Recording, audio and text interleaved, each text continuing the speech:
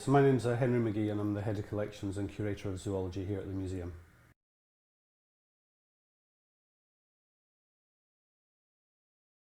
So it's a good question, and I think what's really important to me and to us here in the museum is how we engage people, what they do here with what they think and do about the world beyond the museum. So the exhibition is certainly not meant to sound like Living Worlds is a description of what's in the gallery, because that would be a zoo, that would be a vivarium. What it's trying to connect with is what people think about the world beyond the museum as a living world.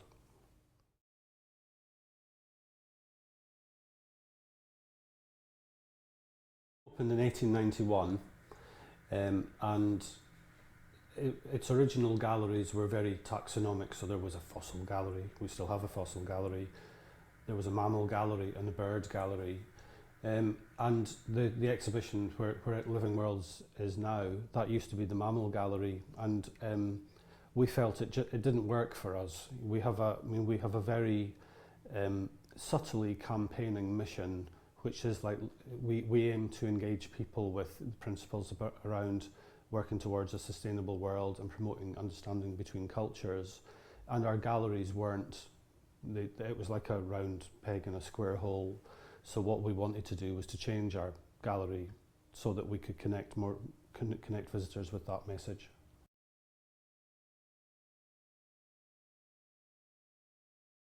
Museums always have an agenda. So arguably, when museums were set up, there's a line from Foucault about, museums were set up to be as ordered as the world is disordered, and that was really important to us, because someone asked me when we opened the gallery, they said, well, what would the original sponsors of the museum think of it? And I was a bit kind of stumped for an answer at the time, and then it kind of came to me that although what we've done is different, the spirit is still the same, really. When the museum was set up, and the line was it was to promote the truths of natural history, and of course we wouldn't use that kind of language, but in some ways we do kind of still mirror that, because if in the 19th century people were trying to classify everything to show what the range of material was that existed around the world, as it was being newly discovered.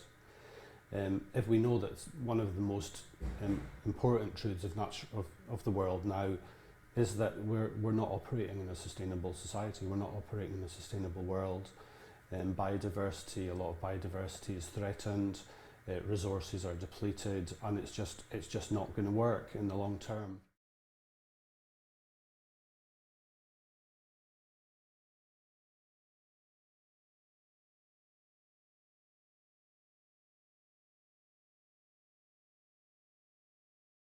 The exhibition is partly about how people relate to different species.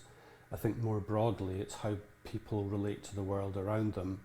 So whether that is to different species, or to how they view natural materials, or how they view themselves in relation to the natural world more broadly.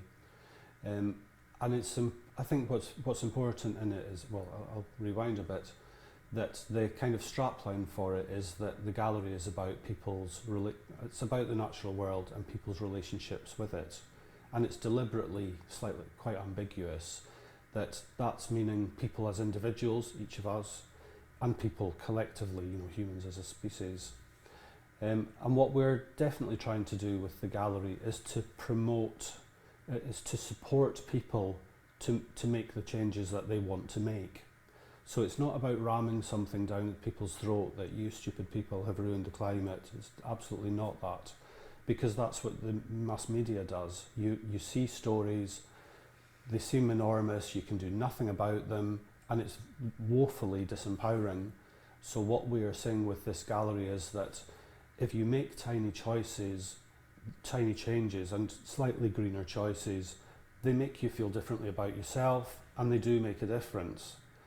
Because we have to try to be a kind of antidote to the mass media, I think, and so that's what I believe, really. I think that's a powerful message, and we're a university museum, and I think that this is one of our roles, really, is that we shouldn't do things which are going to either scare people into not doing anything, but we should help to mobilize people's, brains. We should be in the business of promoting good ideas, and there are good ideas and bad ideas. That's not a particularly popular view, but there are. If we look at them in the sense of, if we're a museum and a university that's about promoting some kind of civil society, then a healthy natural environment has to be part of that picture.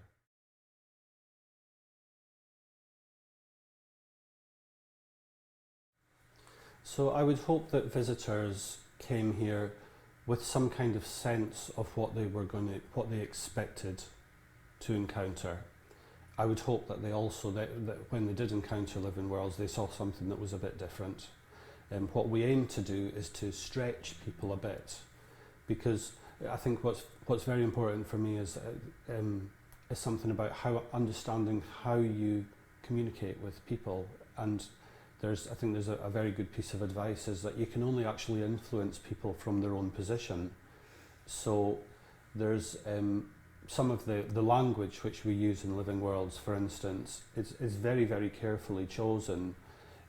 So the phrase climate change, I think, is possibly not there. So the headings for the cases are very carefully chosen.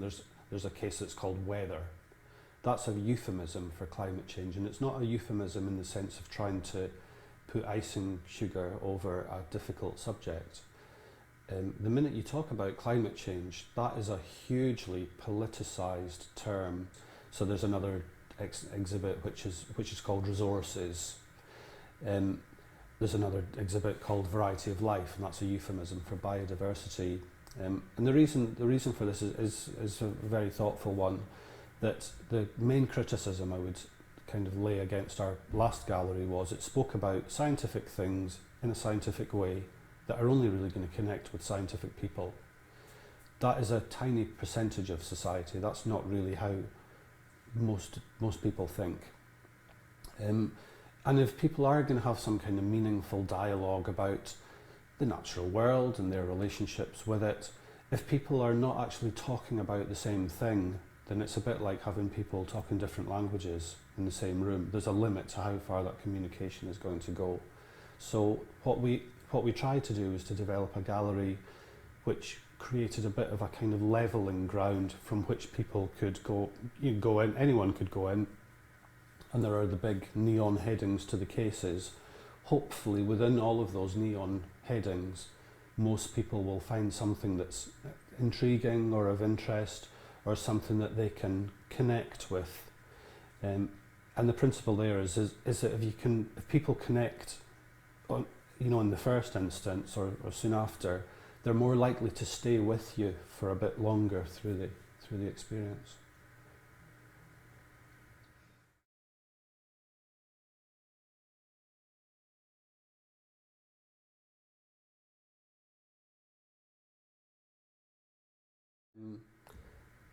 I'm not sure how I see the separation between a global citizen and a citizen, if only it has a wider perspective.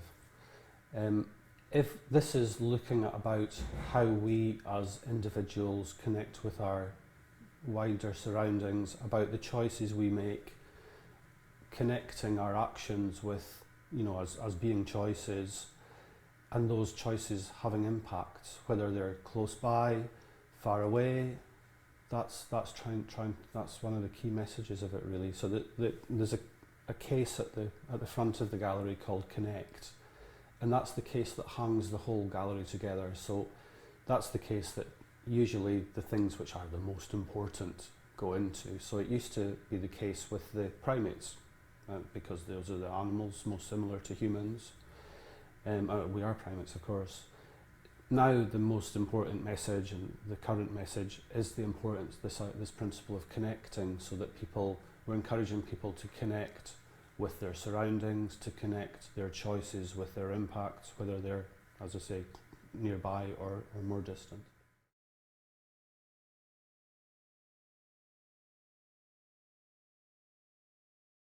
This case is called Peace, and And I think this case really encapsulates what the museum is all about. What we do is we animate objects with ideas, and we animate ideas with objects. And so the central idea to this case is that nature, plants and animals, can help people either overcome or to come to terms with personal difficulty and hardship. And so there are only two objects in this case, two museum objects. There's a stuffed crane kind of bird, usually lives in marshes and steppes, and a piece of rubble from Hiroshima from the atomic blast in 1945. And there's a story that goes with these objects, is that when the bomb was dropped, there was a little girl was badly affected by the bomb. She developed leukemia. She wants to get better, and there's a Chinese and a Japanese legend story that if you fold 1,000 origami cranes, you get your wish granted. So she tried to fold 1,000 of these cranes to overcome her illness, and she didn't manage it on her own to fold the 1,000. So her classmates were helping her as well. And so origami cranes are one of the international, they're recognised as an international symbol of peace. And I think this is a really powerful idea, that if people are, in some kind of distress or in trouble, nature can help them to come to terms with that. It has helped lots of people. So I think it's a very beautiful idea, and it's a very poetic one. And I think this is probably the most popular case in the gallery. It's the one that we receive most comments about, and quite a number of people have said that it moves them to tears.